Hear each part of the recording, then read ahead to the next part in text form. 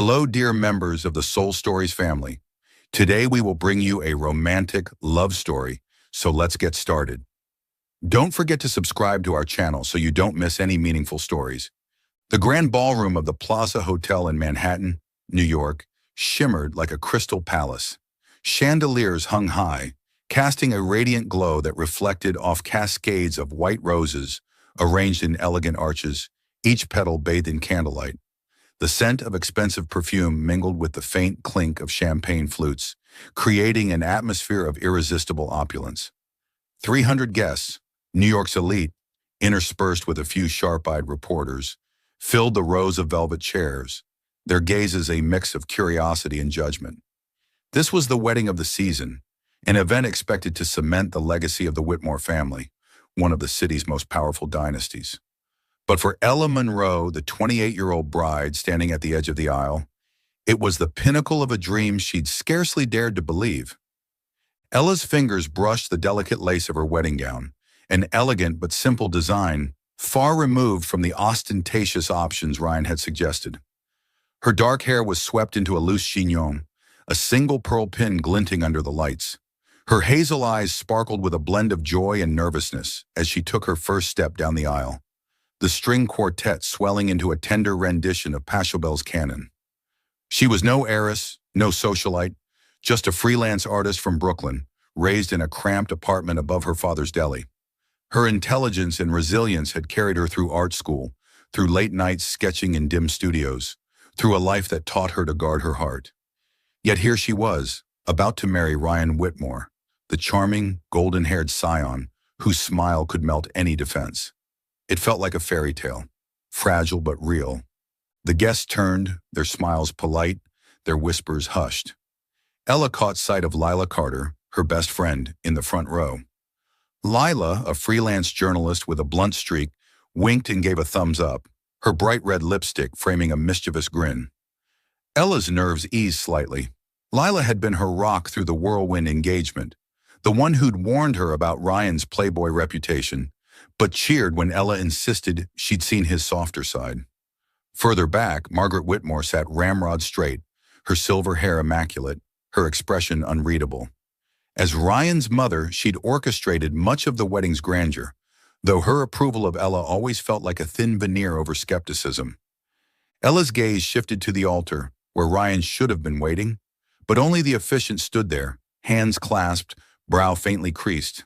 A murmur rippled through the crowd. Ella's steps faltered, her satin slippers catching on the red runner.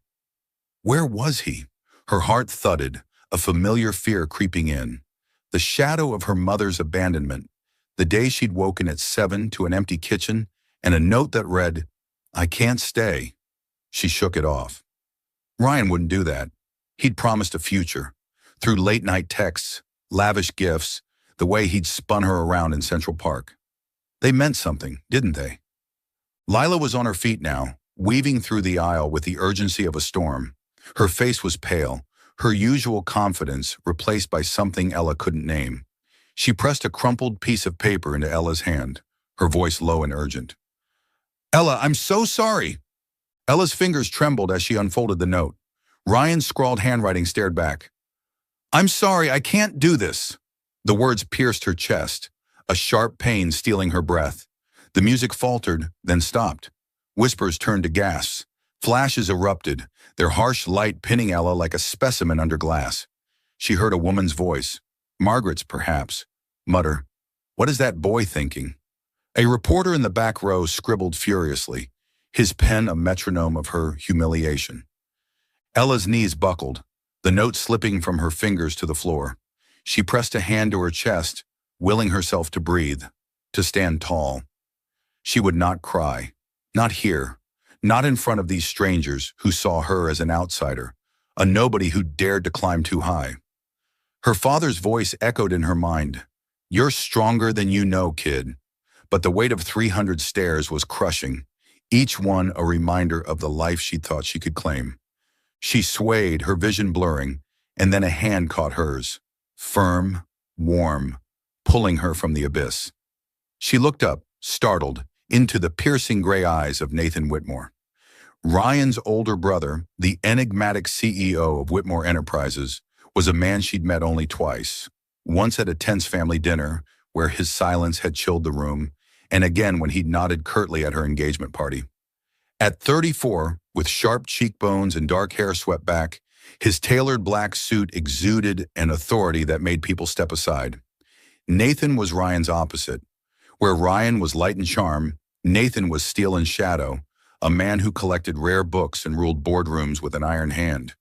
He'd been standing at the edge of the ballroom, nearly invisible amid the chaos, but now he was here, his grip anchoring her as the room spun. The crowd hushed, their shock palpable. Nathan's voice, low and commanding, cut through the silence. "There will be a wedding today," he said, his gaze sweeping the guests, daring anyone to object. He turned to Ella, his expression unreadable, but his eyes softening for a fleeting moment. "If Ryan isn't man enough to stand here, I will." Ella's breath hitched. The words made no sense. Nathan, the man who barely spoke to her, who seemed carved from ice, was offering to marry her. She glanced at Lila, whose wide eyes mirrored her own confusion.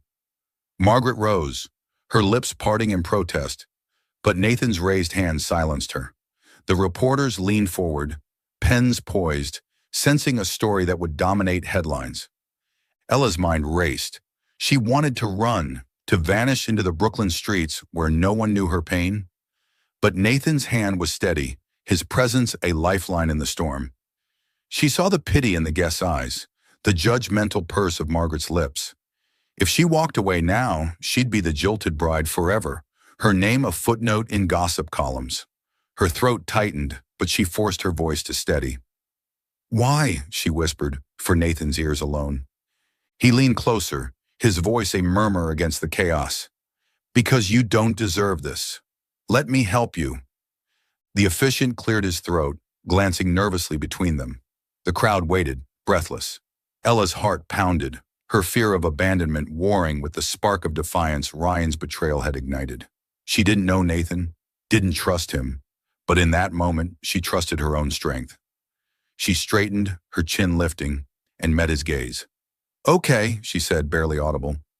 Nathan's lips twitched, the ghost of a smile. He faced the officiant, his voice ringing out. "Proceed." The music resumed, hesitant but resolute, as Ella Monroe, the girl who'd just lost everything, took the arm of Nathan Whitmore, the man who'd just altered her fate. The flashes flared, the whispers grew, and somewhere in the distance, a door slammed shut on the life she'd known. The opulent ballroom of the Plaza Hotel in Manhattan froze in an endless moment. 300 pairs of eyes locked onto Ella Monroe and Nathan Whitmore, the air heavy with shock. Ella stood at the altar, her hands still clasped in Nathan's steady grip, feeling like a castaway adrift in a storm, tethered only by a fragile thread. Ryan's note, "I'm sorry, I can't do this," still echoed in her mind, each word a sharp cut into her pride. The relentless flashes from reporters' cameras blazed, their harsh light threatening to burn her, and the murmurs of the guests rose like a swelling wave, poised to drown her. Nathan's declaration hung in the air. "If Ryan can't be her husband, I will." His voice, low and commanding, reverberated through the ballroom, silencing the room. Ella's mind reeled, unable to grasp the meaning of his words. Nathan Whitmore, Ryan's cold older brother, CEO of Whitmore Enterprises, a man she'd met only a handful of times and exchanged fewer than 10 sentences with, was offering to marry her in front of hundreds of people under the judgmental gaze of New York's elite. This was madness, impossible to be real. The crowd erupted in stunned whispers. A few reporters scribbled frantically, while others raised cameras, capturing every second of the event that would dominate headlines. Margaret Whitmore, Ryan and Nathan's mother, shot to her feet in the front row, her lips pursed, her hands trembling as if to intervene. "Nathan, what are you doing?" she said, her voice low but sharp, audible to those nearby. But Nathan merely glanced at her, his eyes icy, and raised a hand to signal her to sit. Margaret hesitated, her face taut, but she sank back into her chair, her disapproval evident in her rigid posture. Ella felt as if her feet no longer touched the ground, her mind a chaos of conflicting emotions. The humiliation of Ryan's betrayal still burned in her chest, but now a new fear arose. Fear that she was stepping into a game whose rules she didn't understand. She looked at Nathan, searching for a sign, an explanation in his piercing gray eyes. He stood there, tall and unyielding, his black suit tailored to his commanding frame, but his face revealed nothing beyond absolute control. Why was he doing this? Pity? Family honor? Or some hidden agenda she couldn't yet see? She turned to Lila Carter, her best friend standing nearby, Lila's eyes wide with shock. Lila shook her head slightly, as if to say she didn't understand either, but then leaned in, whispering urgently, "Ella, you don't have to do this. You can walk out of here, head high. Don't let these vultures—" She jerked her head toward the reporters. "See you break." But then Lila paused, looking into Ella's eyes, and added, her voice softer, "But if you stay, don't let them win. Show them you're stronger than this." Lila's words pierced the fog in Ella's mind. She looked around, seeing the pitying stares, the judgmental smirks, and the truth hit her like a blow. If she ran now, she'd be the jilted bride forever, her name tied to failure and shame. But marry Nathan? The thought made her shudder. She barely knew him, a cold, distant man who seemed to live in a world apart from hers. Yet he was here, his hand gripping hers, and in that moment, he was the only thing keeping her from falling apart. Ella took a deep breath, her voice trembling as she whispered, for Nathan's ears only, "Why are you doing this? I don't understand." Nathan leaned closer, his breath warm against her ear, his voice low but resolute, like a vow. "Trust me, Ella. You don't deserve this humiliation today. Let me help you." The sincerity in his voice stunned her, but doubt gnawed at her. Help her? Or help himself? The Whitmores were a family of calculated moves, and she learned from Ryan that beautiful promises could hide dark intentions. But Nathan's eyes, though cold, held no trace of deceit. She felt the strength in his hand, as if he were lending her a piece of the courage she'd lost. The officiant cleared his throat, his gaze flickering between Ella and Nathan, clearly flustered. "Shall we proceed?" he asked, his voice wavering, clutching the ceremonial book tightly. Ella felt every eye on her, the weight of the choice pressing down on her shoulders. She thought of her father, who'd taught her that self-respect was something no one could take away, and of her mother, who'd left her with a note, leaving her wary of rejection. She didn't want to be a victim anymore, didn't want Ryan or anyone to define her. Lila was right. She was stronger than this. She looked at Nathan, her chin lifting, and though her heart still raced, she spoke, her voice small but clear. "Okay." A collective gasp rippled through the room, as if the entire ballroom had been released from a spell. Nathan nodded, a flicker of surprise in his eyes before his controlled mask returned. He turned to the officiant, his voice ringing out, leaving no room for doubt. "Proceed." The string quartet resumed, the notes of the wedding march hesitant but resolute.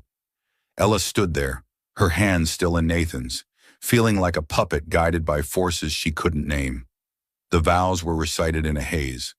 Words of love and commitment she repeated like someone in a dream. Nathan slid a gold ring onto her finger, his hand steady, unwavering. The officiant pronounced them husband and wife, and applause broke out, some genuine, some reluctant. Margaret clapped slowly, her smile sharp as a blade. As Nathan led her down the aisle, Ella's legs moved on autopilot, her wedding dress gliding over the red carpet. The cameras followed, their flashes an unrelenting assault. In a corner of the room, Lila rushed forward, pulling her into a tight hug. "You're insane, but I love your kind of insane," Lila said, her voice choked. "I'm staying with you tonight, okay? We need to talk." Ella nodded, her mind still reeling. Nathan stood a few steps away, speaking quietly with a man in a suit, perhaps his assistant. He glanced at her, his expression unreadable, then approached. "Let's go," he said. "The car's waiting outside." The drive to the Hamptons was silent, the city's lights fading into the darkness of Long Island. Nathan sat across from her in the sleek black SUV, the glow of his phone illuminating his sharp features. Ella clutched her wedding bouquet, the white roses beginning to wilt, a symbol of her shattered dream. The Whitmore estate loomed ahead, a modernist masterpiece of glass and steel, its sharp angles stark against the moonlit dunes. Inside, the house was as cold as its exterior, with polished marble floors and minimalist furnishings, devoid of warmth. Nathan led her to a spacious guest suite, its walls adorned with abstract art, a far cry from her cluttered Brooklyn apartment. "This is yours," he said, pausing at the door. "I meant what I said. I won't force anything on you. We can live as roommates if that's what you want. No expectations, no obligations." Ella looked at him, the weight of the day crashing over her. "Why did you do this, Nathan?" she asked, her voice hoarse, her fear of being a pawn spilling out. "Is this about your family, your reputation, or do you just pity me?" He stiffened, his jaw tightening. For a moment, she thought he wouldn't answer. Then he stepped closer, his voice low but firm. "I don't pity you, Ella. I saw someone who deserved better than my brother's cowardice. And yes, my family's reputation matters. But this," he gestured between them, the ring glinting on her finger, "was my choice." She searched his eyes, looking for deceit but finding none. Only sincerity, albeit cold. "And what do you get out of this?" she asked, her voice small but resolute. He hesitated, his eyes flickering with something she couldn't name. "Time will tell," he said finally. "Rest. We'll talk tomorrow." He left, the door closing softly behind him. Ella se desplomó sobre la cama. Su vestido de boda se acumulaba a su alrededor como una nube caída. Her phone buzzed, Lila, texting a string of curses about Ryan and a promise to come soon. Ella touched the gold ring, cold and unfamiliar. Gratitude warred with suspicion, her heart torn between the man who'd saved her from disgrace and the questions about his true intentions. As the ocean whispered beyond the windows, Ella lay down, a bride in a stranger's house, her new life beginning, uncertain, but carrying a faint spark of hope that she could find herself again. The Whitmore estate in the Hamptons stood like a monument to wealth, its glass and steel facade gleaming under the pale morning light. Ella Monroe stepped out of the black SUV, her single suitcase clutched in her hand, the weight of her new reality pressing against her chest. The wedding at the Plaza Hotel was 3 days ago, a whirlwind of shock and defiance that had left her married to Nathan Whitmore, a man she barely knew, a stranger who'd stepped into the void left by his brother Ryan's betrayal. The gold band on her finger felt foreign, a cold reminder of the impulsive vow she'd made to salvage her dignity. Now, standing before this sprawling mansion, Ella felt like an interloper in a world that wasn't hers. Nathan stood beside her, his tailored suit impeccable, his expression as unreadable as ever. The drive from Manhattan had been silent, the hum of the engine filling the space where words might have lived. He hadn't spoken since they'd left the city, his attention fixed on his phone, leaving Ella to wrestle with her tangled emotions, gratitude for his intervention, suspicion of his motives, and the raw ache of Ryan's abandonment. She glanced at him now, his sharp cheekbones and gray eyes catching the light, and wondered what kind of life she'd stumbled into. "Welcome home," Nathan said, his voice low, almost formal, as he gestured toward the entrance. The word home jarred Ella. Her home was a cramped Brooklyn apartment, its walls papered with sketches, its air thick with the scent of coffee and paint. This place, with its towering windows and manicured lawns, was a universe apart. Inside, the estate was as cold as its exterior. Polished marble floors stretched endlessly, reflecting the light from minimalist chandeliers. The furniture was sleek, all sharp lines and neutral tones, devoid of warmth or personality. Ella's sneakers squeaked against the floor, a small rebellion against the sterile perfection. Nathan led her through a maze of hallways, past a grand staircase and a gallery of abstract art, to a spacious guest suite. The room was larger than her entire apartment, with a king-size bed draped in white linens, a sleek desk, and a balcony overlooking the ocean. It was beautiful, but it felt like a hotel, not a home. "This is yours," Nathan said, pausing at the door. He met her gaze, his eyes steady but distant. "I meant what I said at the wedding. I won't force anything on you. We can live as roommates if that's what you want." No expectations. Ella studied him, searching for a crack in his composed facade. His offer was generous, almost too generous, and it fueled the doubts Lila had planted about his intentions. Was this kindness or a calculated move to keep her compliant? "Thank you," she said, her voice cautious. "I just need time." Nathan nodded, a flicker of something, understanding perhaps, crossing his face. "Take all the time you need. I'll be in my office if you need me." He turned to leave, then paused, glancing back. "The kitchen's stocked. Help yourself to anything." He was gone before she could respond, his footsteps fading down the hall. Ella set her suitcase on the bed. The zippers rasped loud in the silence. She unpacked slowly, her few belongings, a handful of clothes, a sketchbook, a worn copy of the bell jar, looking pitifully small in the cavernous room. She hung her favorite sweater in the closet, its frayed sleeves a stark contrast to the pristine surroundings, and felt a pang of homesickness. This wasn't her world. She was Ella Monroe, a 28-year-old artist raised by a single father in Brooklyn, not the wife of a billionaire CEO. Yet here she was, bound to Nathan Whitmore by a ring and a moment of desperation. The first week passed in a haze of adjustment. Ella avoided the main areas of the house, sticking to her room or the balcony, where she sketched the ocean's restless waves. The estate was a labyrinth of luxury: indoor pool, private cinema, a gym with equipment she didn't know how to use. But it felt like a cage, its opulence mocking her simplicity. She refused to touch the credit card Nathan had left on the desk, instead using her modest savings to order art supplies online. She set up a makeshift studio in the corner of her room, her pencils and canvases a lifeline to the life she'd known. Nathan was a ghost in his own home. He left before dawn, his car's engine a faint rumble, and returned late, often after Ella had retreated to her room. Their interactions were brief, polite, and tinged with an unspoken tension. At breakfast, he'd nod over his coffee, his eyes scanning a tablet filled with stock reports. Once, she caught him glancing at her sketchbook, left open on the counter, but he said nothing, his expression unreadable. His coldness wasn't cruel, but it was deliberate, a wall as impenetrable as the glass surrounding the estate. Ella wondered if he regretted his decision to marry her, if she was an obligation he was already tiring of. Her own heart was a battlefield. Ryan's betrayal had left her raw, the memory of his note, "I'm sorry, I can't marry you," a wound that throbbed with every quiet moment. She'd loved him, or thought she had, drawn to his easy charm and promises of a shared future. But the humiliation of the altar, the pity in the guest's eyes, had cracked something in her. She was grateful to Nathan for sparing her that public disgrace, but gratitude wasn't trust. Lila's texts, filled with warnings about the Whitmores' shady past, kept Ella on edge. "He's hiding something," Lila wrote. "Don't let your guard down."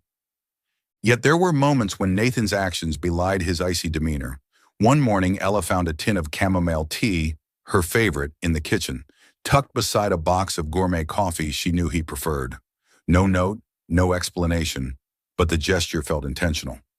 Another day, a courier delivered a package to her room, a leather-bound journal with creamy pages, perfect for sketching. She traced the embossed cover, her fingers lingering, and wondered if Nathan had chosen it himself. These small acts chipped at her defenses, but they also deepened her confusion. Why did he care, if he barely spoke to her? One evening, restless and unable to sleep, Ella wandered the estate, her bare feet silent on the marble. She found herself in a library, its shelves towering with ancient books, their spines etched with gold. A single lamp glowed on a desk, illuminating a half-open volume of poetry. Keats, she noted, her father's favorite. She sank into a leather chair, the book in her lap, and let the words blur as her thoughts drifted. This house, this marriage, felt like a puzzle with missing pieces. Nathan was at its center, a man of contradictions, cold yet kind, distant yet attentive. She didn't know how to reach him, or if she even wanted to. The sound of footsteps startled her. Nathan appeared in the doorway, his shirt untucked, a glass of water in his hand. He froze, clearly not expecting her. "Couldn't sleep?" he asked, his voice softer than usual. Ella shook her head, closing the book. This place, it's overwhelming. I don't know how to be here. He hesitated, then crossed the room, sitting in the chair opposite her. The lamp cast shadows across his face, softening its sharp edges. It's not a home, he said almost to himself. It's a showcase. My father built it to impress, not to live in. Ella studied him, sensing a rare opening. Do you ever feel like you don't belong here? She asked, her voice tentative. Nathan's gaze met hers, and for a moment, the wall between them thinned. Every day, he admitted, but it's what I know. He paused, his fingers tightening around the glass. You don't have to fit into this, Ella. Be yourself. That's enough. The words, simple but earnest, caught her off guard. She wanted to ask more, to probe the man behind the mask, but he stood, the moment slipping away. Good night, he said, and left her in the library, the poetry book heavy in her hands. Back in her room, Ella lay awake, the ocean's murmur seeping through the balcony doors. She and Nathan were two lonely souls, orbiting each other in this vast, empty house. His promise, no expectations, no pressure, gave her space, but it also left her adrift. She was still healing, still guarding her heart, and Nathan's reserve mirrored her own.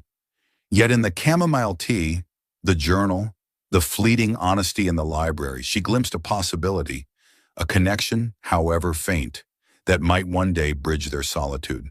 For now, though, they were strangers sharing a roof, bound by a ring and a choice neither fully understood. The Whitmore estate in the Hamptons, with its transparent glass walls and hushed spaces, had become familiar yet still alien to Ella Monroe.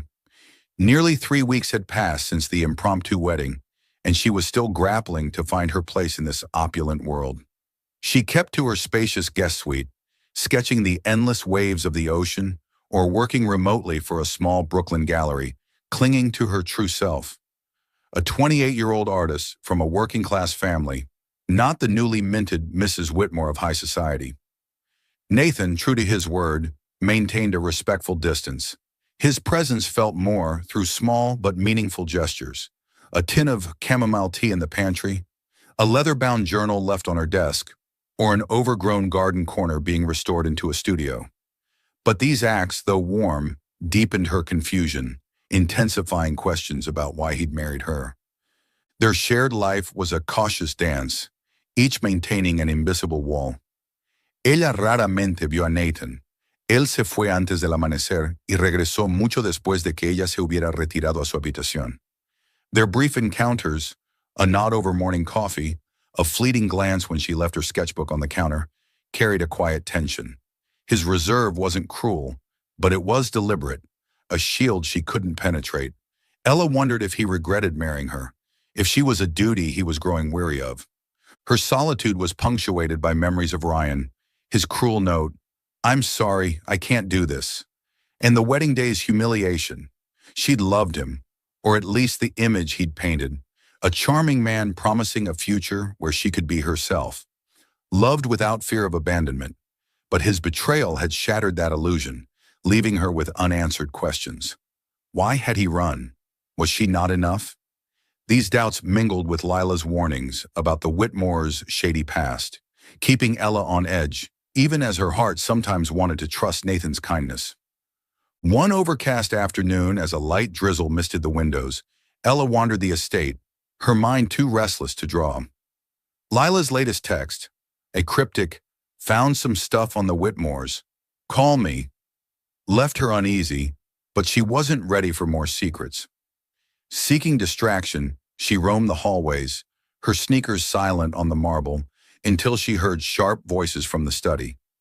The heavy oak door was ajar, and through the gap, she saw Nathan standing by a mahogany desk, his posture tense, his voice low but cutting. Opposite him was Margaret Whitmore, her silver hair tightly bound, her hands clasped with the poise of someone accustomed to control. Ella knew she should leave, but the argument's intensity rooted her in place, her breath shallow, guilt warring with curiosity. Margaret's voice rang out, sharp and accusatory. "You've gone too far, Nathan. Marrying that girl to clean up Ryan's mess? It's reckless. The board is questioning your judgment, And this marriage isn't the distraction you think.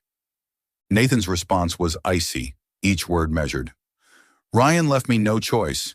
His stunt at the altar could have tanked our stock worse than any scandal. I did what was necessary to protect the family's reputation. Margaret scoffed, pacing, her heels clicking on the floor. Protect the reputation? You could have let her walk away, let the press forget it. Instead, you've tied us to a nobody from Brooklyn. Your father would never have approved. Forcing Ryan to propose to her was his idea, to save the company from bankruptcy. But you, what are you doing, Nathan? Ella's breath caught, her heart pounding, her fingers digging into the doorframe. Forcing Ryan to propose? She'd thought Ryan's love was real, that his promises, of supporting her art, of a shared future, came from his heart. But now Margaret's words were a blade, tearing through that illusion. She leaned closer, straining to hear, as Nathan spoke, his voice low but resolute. You and Father used Ella as a pawn. You pushed Ryan into that engagement to appease the Kesslers, to secure their investment and save Whitmore Enterprises from losses. But Ryan never wanted to marry her. He had a lover, Cassandra Tate, an actress. He ran because of her, not because of Ella. Ella's knees trembled, her stomach churning. Cassandra Tate, she'd seen the name in tabloids, a seductive actress often spotted at elite parties. Ryan's secret lover. The pieces fell into place. His late-night texts, his evasions, the forced smile when she asked about his social life. She'd attributed it to his busy schedule, his playboy charm, but now she saw the truth.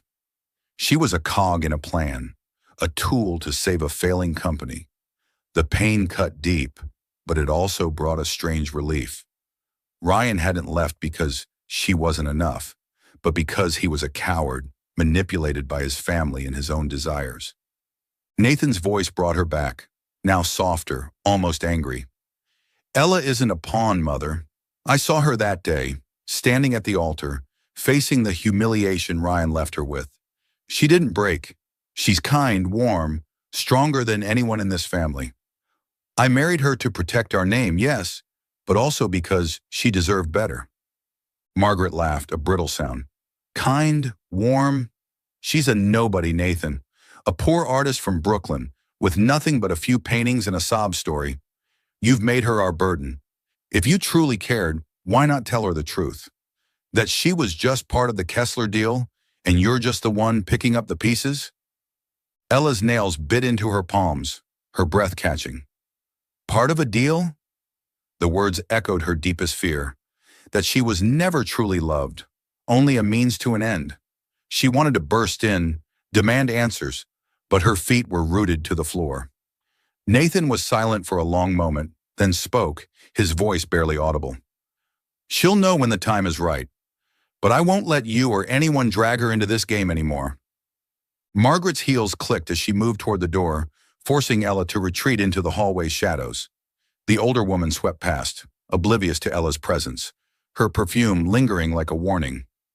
Ella waited until the study was silent before slipping back to her room, her legs unsteady, her mind reeling. She sank onto the bed, the revelations crashing over her like waves. Ryan hadn't loved her, never had. She was a pawn in a scheme to save Whitmore Enterprises, a tool to secure the Kessler deal. The truth burned, but it also freed her from the self-doubt that had haunted her. She wasn't to blame. Ryan had fled for Cassandra, for his own selfishness, not because of her, but Nathan's words about her kindness, her warmth, her strength, stirred her. He'd seen something in her, even when she couldn't see it herself. He'd married her, not just to save his family's reputation, but because he believed she deserved better. Ella looked out the window where the drizzle blurred the glass and felt a new emptiness in her heart, a fragile freedom to shape her future. She was still hurt, still wary of Nathan's intentions, but she was no longer bound to a betrayer. She stood, taking a deep breath, resolved to confront him, to demand honesty. But for now, she clung to the relief of being free from a lie. And in this vast house, amid secrets and shadows, Ella began to sense a flicker of light, a chance to rediscover herself. The Whitmore estate in the Hamptons, with its glass walls and hushed spaces, was slowly becoming familiar to Ella Monroe, though it still wasn't home. After the painful revelations about Ryan and the Whitmore family's schemes, Ella sought to reclaim her balance. She refused to let the sting of betrayal or the prying eyes of the press define her. Instead, she turned to her passion, art. With her modest savings and unwavering resolve, Ella started a free art class for underprivileged children in Brooklyn's Bed-Stuy neighborhood, a 2-hour drive from the estate. The small room in the community center, with its peeling walls and rickety tables, became her sanctuary. Every Saturday, she stood amidst chattering children, teaching them to blend colors, draw lines, and transform their fledgling ideas into vibrant paintings. The kids' laughter and the smell of acrylic paint made her feel alive, as if she'd rediscovered a piece of herself. The girl who once sketched in a Brooklyn kitchen, dreaming of a bigger world. What Ella didn't know was that the community center had been saved from closure by a secret donation. The manager, Ms. Rosa, only shrugged when Ella asked about the funding, mentioning a generous donor who'd covered the rent for a year. Ella suspected Nathan but held back from asking. His quiet gestures, chamomile tea, an art book, the garden being transformed into a studio, had become part of their strange, shared life. But after overhearing his argument with Margaret, she remained cautious, not yet ready to fully trust. One Saturday morning, as Ella helped a shy girl named Sophia paint a lopsided blue butterfly, the kids erupted in squeals, rushing toward the door. Ella looked up, startled, to see Nathan stride in, carrying a box brimming with colored pencils, sketch pads, and brushes. He wore a navy sweater instead of his usual tailored suit, his dark hair slightly tousled, looking more approachable, yet still faintly out of place in the noisy room. The children swarmed him, grabbing supplies, and Nathan, with a rare smile, handed them out with surprising patience. Sophia tugged Ella's sleeve, whispering loudly, "Miss Ella, that's the nice man who helped us keep the class." Ella's breath caught, her heart stuttering. She watched Nathan, now crouching to answer a boy's question, and caught a flicker of embarrassment in his eyes when they met hers. After the class ended and the kids left, Ella and Nathan stood alone in the room, surrounded by colorful drawings taped to the walls. She crossed her arms, her voice soft but firm. "You're the donor, aren't you? Why didn't you tell me?" Nathan rubbed the back of his neck, a boyish gesture that caught her off guard. "I didn't want you to think I was trying to buy your favor," he said, his voice low. "You love this place. I just wanted it to keep going." Ella felt a warmth spread through her, though she kept her tone even. "You keep doing these things. Tea, books, now this class. I don't know how to read you, Nathan. What do you want?" He looked at her, his gray eyes steady and sincere. "I want you to have a place where you can be yourself," he said simply. "Not because of me, or my family, or that wedding. Just for you." His words touched a tender spot in Ella's heart, but she held back, her wall still up. "Thank you," she said quietly, "but I need time to understand you, to understand us." Nathan nodded as if he'd anticipated her caution. "I get it," he said. "We'll take it one step at a time." The chance for the next step came unexpectedly a few nights later, when Ella fell ill with a severe cold. She lay curled up in her room, feverish and aching, her body worn from pushing herself too hard. Too stubborn to ask for help, she tried to tough it out alone.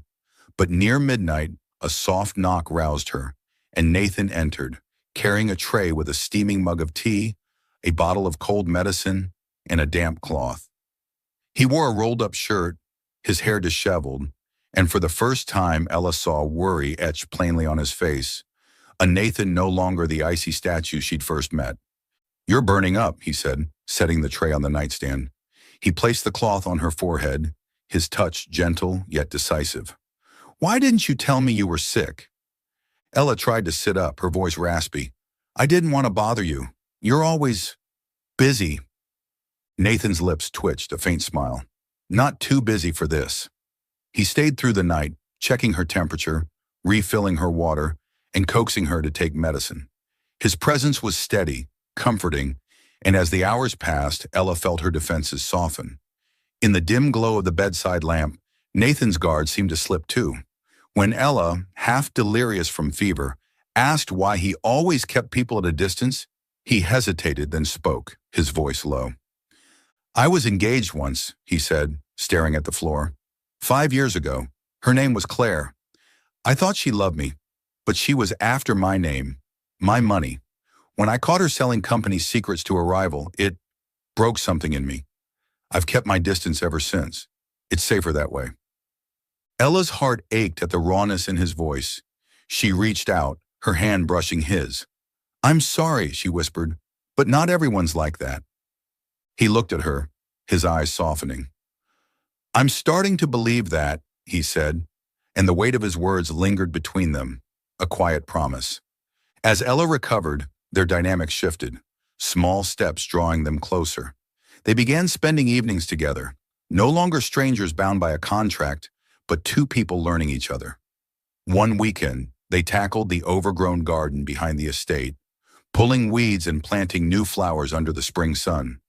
Nathan, sleeves rolled up and dirt smudged on his cheek, laughed, a rare, unguarded sound, when Ella accidentally sprayed him with the hose. The moment felt ordinary yet profound, a glimpse of what they could be. Under the estate's wide porch, they started a ritual of sitting together, sipping hot cocoa and sharing stories. One evening, as moonlight spilled across the wooden floor, Ella opened up about her dream of opening her own gallery, a space for underrepresented artists to shine.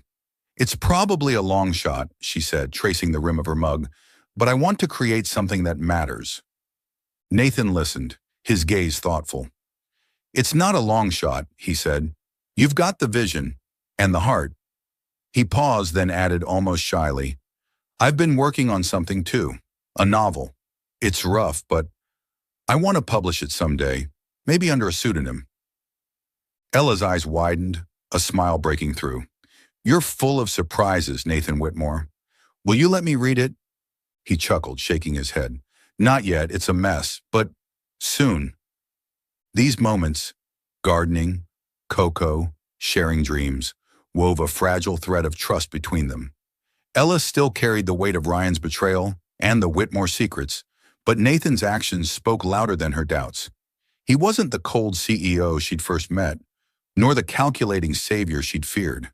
He was a man with his own scars, trying, like her, to find something real. In the moonlight and the warmth of cocoa, love began to take root, silently but steadily, between two souls who once thought they'd always be alone. The gentle spring sunlight bathed the garden behind the Whitmore estate in Hamptons, where newly planted daisies swayed in the breeze. The restored fountain gurgled a soothing melody, blending with the chirping of birds in the trees. Ella Monroe stood among the flower beds, pruning shears in hand, a faint smile playing on her lips as she admired the work she and Nathan had poured into the space. Their evenings sipping hot cocoa on the porch, hours spent gardening together, and moments sharing dreams had woven a bond between them, fragile but growing stronger. The estate no longer felt like a cold prison to Ella. It was becoming a place she could call home, one small step at a time. Her free art classes in Brooklyn's Bed-Stuy neighborhood remained her greatest joy. Every Saturday, she drove 2 hours from the Hamptons, bringing paints and paper to teach underprivileged kids how to transform their imaginations into vibrant artwork. Their ringing laughter and clumsy but heartfelt brushstrokes were a balm for the wounds left by Ryan's betrayal and the Whitmore family's secrets. Standing in the small community center room, with its peeling walls and rickety tables, she felt more alive than ever. This was the real Ella Monroe, the artist who once sketched in a Brooklyn kitchen corner, not the newly minted Mrs. Whitmore of high society. Nathan, despite his demanding schedule of meetings and financial reports at Whitmore Enterprises, occasionally appeared unannounced at the classes. He'd bring a box of art supplies or simply sit in the corner, watching the kids with a subtle smile. Ella began to cherish his presence, those moments when he revealed the tenderness beneath his stoic exterior. But she still guarded a piece of her heart, afraid that this happiness, however sweet, could dissolve like a dream. Lila's warnings about the Whitmore's shady past, coupled with the memory of Ryan's betrayal, lingered as dark shadows in her mind. That fragile peace shattered one Saturday afternoon as Ella cleaned up after class. The kids had left, leaving the room filled with their drawings taped to the walls, glittering houses, flying cats, and starry skies. She was stacking paint jars when a black sports car pulled up outside the community center, its engine roaring in the neighborhood's quiet. The door swung open and Ryan Whitmore stepped out, his blonde hair tousled, his blue eyes glinting with the familiar confidence now laced with bitterness. Ella froze, clutching a box of pencils. Memories of the wedding crashing over her like a tidal wave. The curt note reading, "I'm sorry, I can't marry you." The flashing cameras and the humiliation she'd fought to bury. Ryan stood there, hands in his pockets, looking at her with a twisted smile, as if she, not he, were the betrayer. "Ella," he said, his voice smooth but edged with ice, "you look awfully happy, living in my brother's mansion, playing the perfect Mrs. Whitmore." Ella drew a deep breath, forcing herself to stand tall, her voice calm but firm. "Ryan, you have no right to be here. You made your choice when you left me at the altar." Ryan smirked, stepping closer, his gaze scanning her for vulnerabilities. "My choice? You're the one who jumped into Nathan's arms the second I left. Or was that the plan all along, using me as a stepping stone to get to him?" His accusation struck like a knife, making Ella recoil, her breath catching. "What are you talking about?" she demanded, her voice trembling but fierce. "You abandoned me in front of hundreds of people, Ryan. You're the coward, not me." He shrugged, his smile twisted with malice. "Maybe, but who do you think people will believe? A nobody from Brooklyn or a Whitmore betrayed by his own brother?" He leaned in, his voice a venomous whisper, each word sharp as a blade. "I've spoken to some friends in the media. They love this story. Ella Monroe, the schemer, always in love with Nathan and using me to get to him." Ella felt the blood drain from her face, her mind reeling. She wanted to scream, to slap the smug look off his face, but her body froze, her hands trembling so violently the pencil box nearly slipped. Ryan turned, tossing one last jab over his shoulder as he climbed into his car. "Enjoy your fake happiness, Ella." The car roared to life and sped off, leaving her alone in the fading daylight, her heart heavy. Within hours, the rumor spread like wildfire. Tabloids erupted with sensational headlines. "Whitmore scandal. Bride manipulates brothers to climb social ladder." Articles cited sources close to Ryan, painting Ella as a gold digger who'd orchestrated the entire wedding drama. Photos from the wedding, Ella's stunned face as Nathan took her hand, were distorted to fit a false narrative, as if she'd planned it all. Social media was worse, with thousands of vicious comments calling her a family wrecker, a snake, or a money chaser.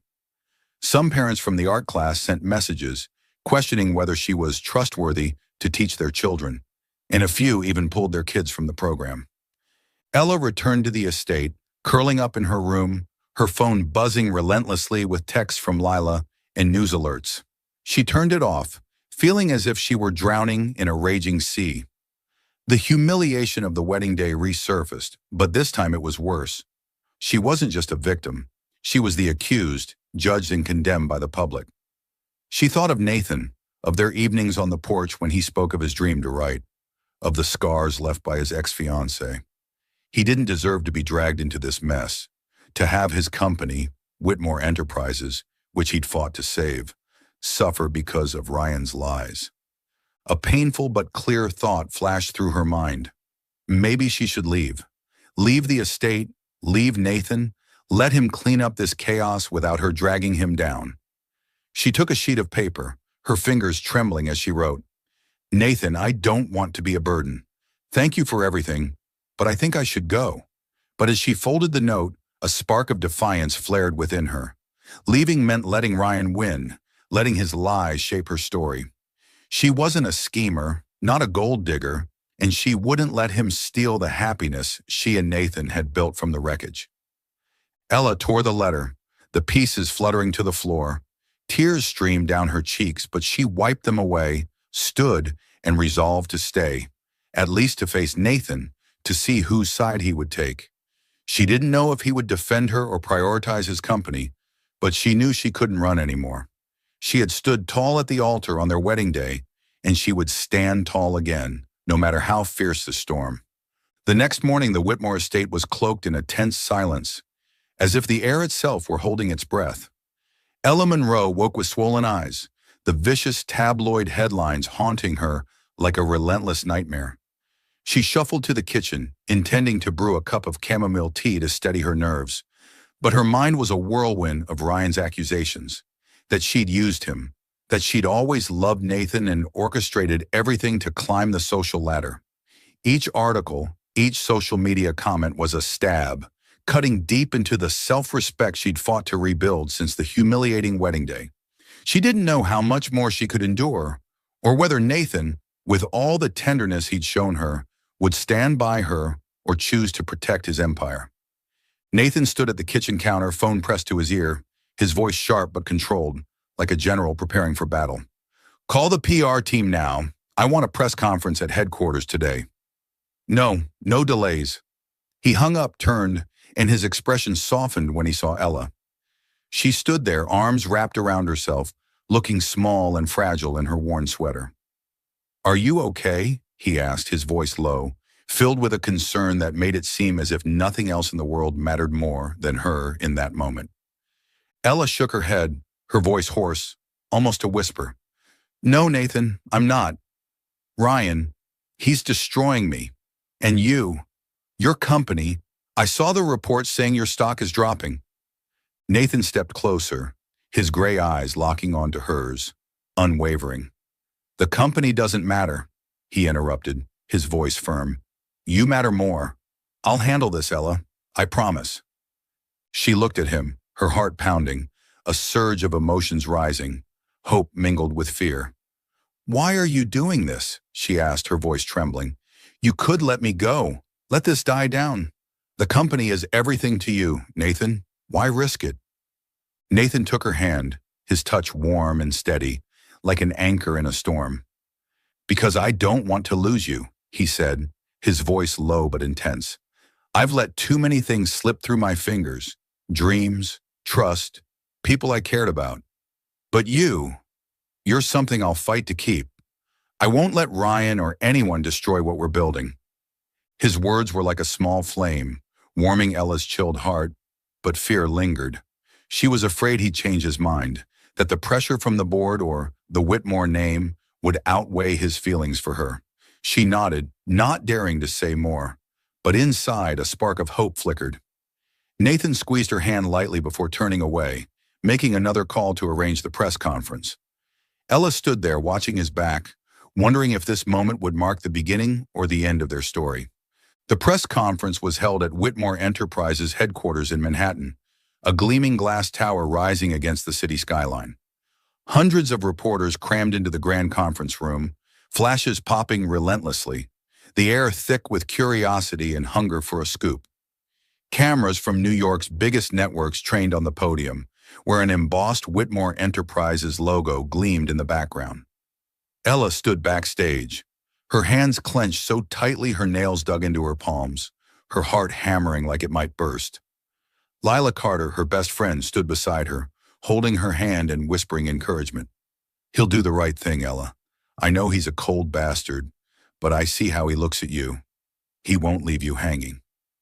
Ella nodded, but her heart was heavy with worry. If Nathan chose to protect his company over her, she wouldn't blame him. Whitmore Enterprises was his legacy, the thing he'd sacrificed personal dreams to preserve. But that truth didn't make the potential pain any easier. She thought of their evenings on the porch, when he spoke of his dream to write, of the scars left by his ex-fiancée. She thought of the garden they'd tended together, the art classes he'd quietly funded. If he turned away now, those moments would dissolve, leaving her with a broken heart. Nathan stepped onto the podium, his black suit sharp, his face calm but his eyes like steel. He stood there, commanding and unyielding, as if no camera or question could shake him. The crowd hushed, waiting, and he began, his voice ringing clear through the space.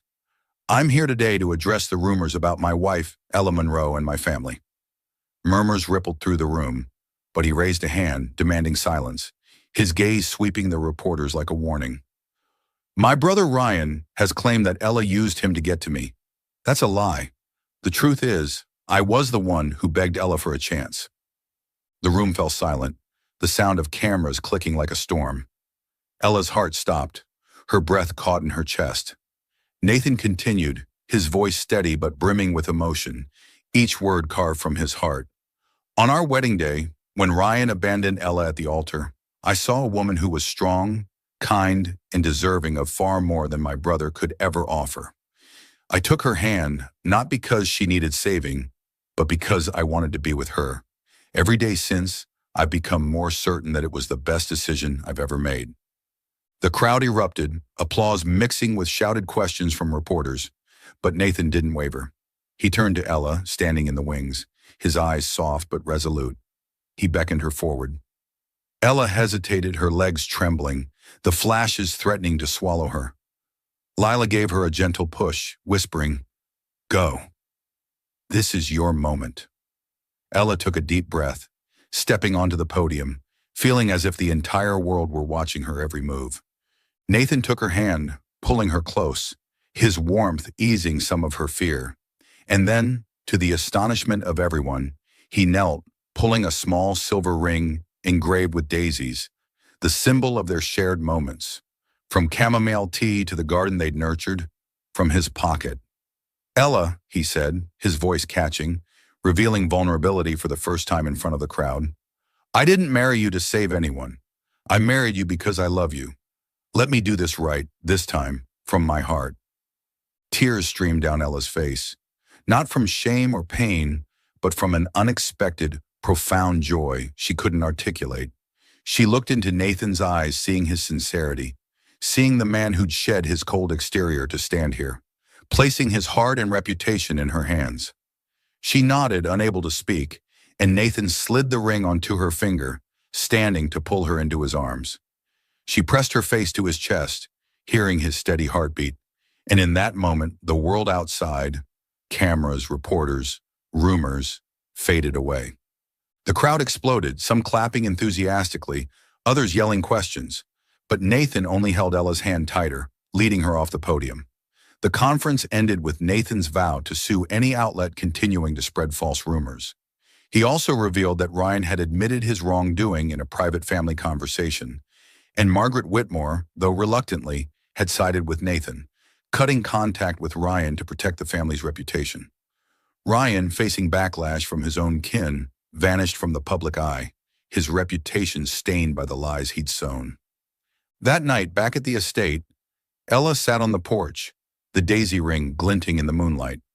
Nathan sat beside her, his hand entwined with hers, and for the first time, their silence wasn't born of distance, but of understanding. Ella leaned her head against him, looking up. "Thank you," she said, her voice small but sincere, "for choosing me." Nathan smiled, a rare, warm smile.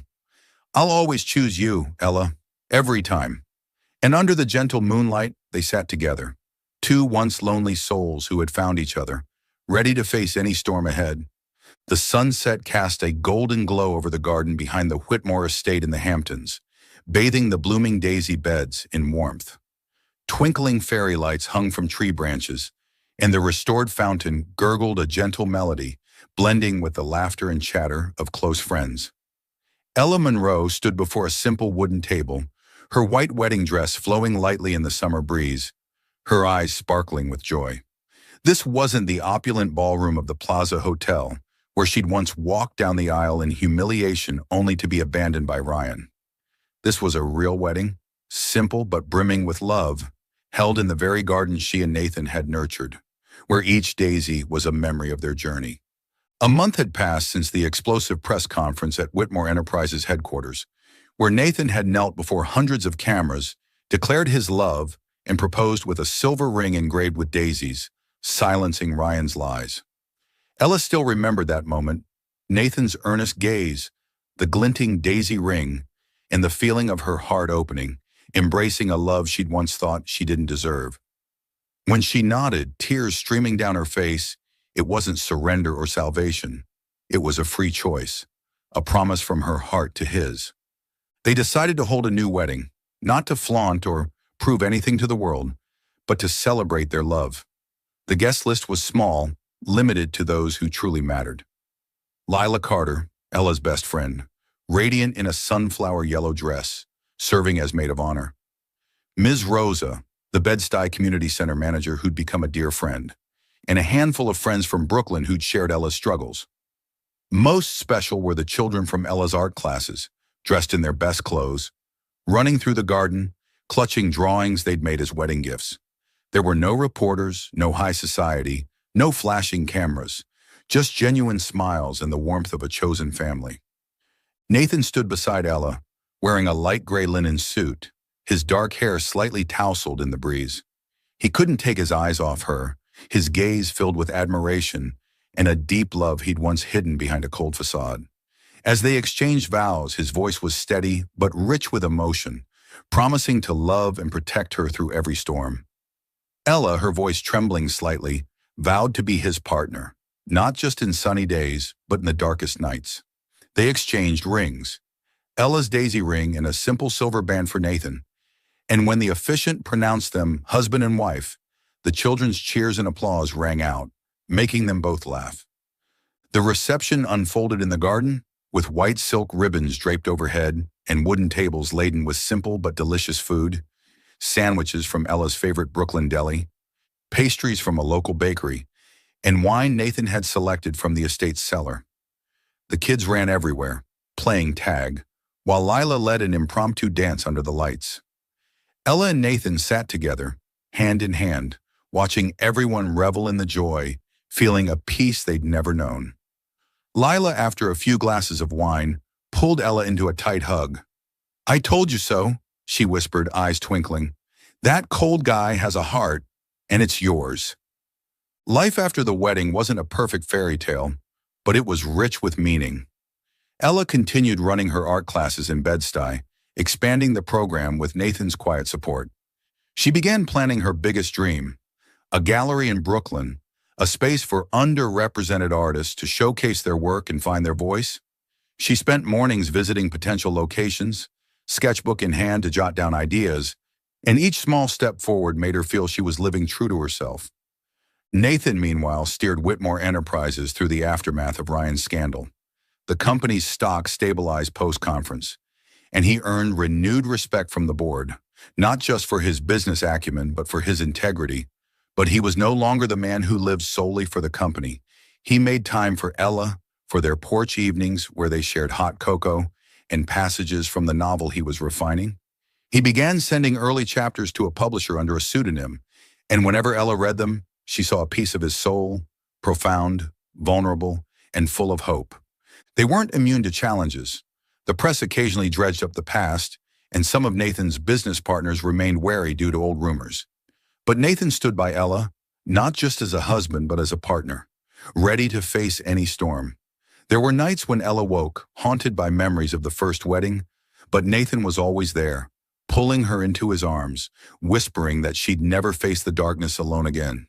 One vibrant autumn afternoon, Ella sat in the Bed-Stuy Community Center, surrounded by her students as they painted a mural for the neighborhood. Their brushes created a vivid scene, houses, trees, and a colorful sky, reflecting their dreams of a brighter world.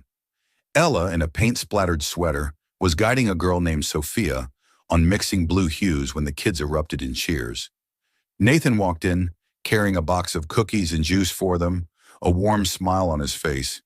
"Daddy Nate!" the kids shouted, swarming him, tugging him to the floor to show off their drawings. Nathan laughed, letting them climb over him, his dress shirt quickly streaked with paint. A boy named Jamal, in his overzealous excitement, spilled a jar of blue paint on Nathan's shoes, and instead of annoyance, Nathan chuckled, pulling Ella into a playful hug that left them both smudged with color. "I think we need a mural at home," he whispered in her ear, eyes twinkling. Ella laughed, leaning into his shoulder, watching the kids return to their mural. Sophia ran up, handing Ella a clumsy drawing of a daisy and said, "Miss Ella, you and Mr. Nate are our family, right?" Ella's throat tightened, tears shimmering. She hugged Sophia, nodding. "Yes, sweetie, we're family." As the afternoon sun cast golden rays across the room, Ella and Nathan sat among the kids, hand in hand, paint staining their clothes. She watched the children, their faces glowing with creativity and hope, and felt a profound sense of belonging. This was her family, not defined by blood or wealth, but by love, resilience, and shared dreams. With Nathan by her side through every storm and sunrise, Ella knew she'd found home. Not a place, but a feeling, a promise that they would always belong to each other.